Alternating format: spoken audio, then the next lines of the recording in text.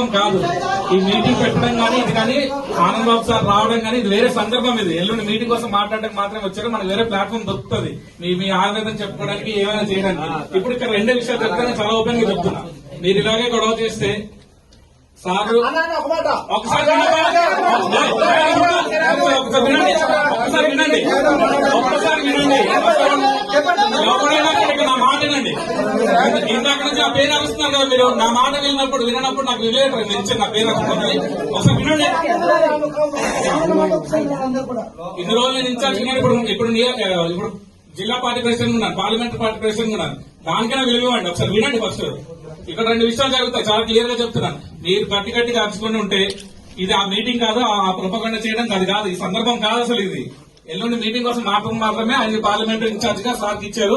ఆయన కూర్చోబెట్టి మాట్లాడడానికి వచ్చారు. ఇక్కడ రెండు విషయాలు జరుగుతాయి తమ్ముడు. మీరు గొడవ పెట్టడం మొదలు పెడితే స్టార్ట్ చేస్తే మీ ఆవేదన ఏమంటే సార్తో పర్సనల్ గా మాట్లాడి టైం ఏర్పాటు చేస్తాం, చెప్పండి.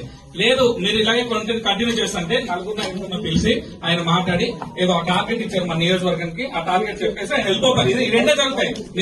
మీరు ఇంట్రెస్ట్ గా మీటింగ్ బయటకు వెళ్ళిపోతుంటే వెళ్ళిపోండి, కానీ ఆయన ఐదుగురితో మాట్లాడి వెళ్ళిపోవాలా, లేకపోతే ఈ మీటింగ్ అయిపోయిన తర్వాత మీకు పర్సనల్ గా టైం కావాలి చెప్పండి. టైం కావాలి కదా,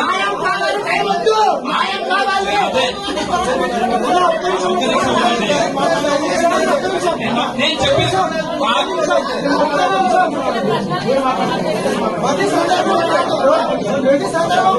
నేను చెప్పింది మీకు అవకాశం దొరుకుతుంది. నేను ఒకసారి మీకు మనం ఎంత ఏ గొడవ చేసినా ఎంత చేసినా సరే పెద్దలు తెలియాలనే కదా, ఆ అవకాశం మీకు కనిపిస్తుందో 10 నిమిషాలు తమ్ముడు. ఓకే అవన్నీ మాట్లాడుతున్నారు. Okay okay okay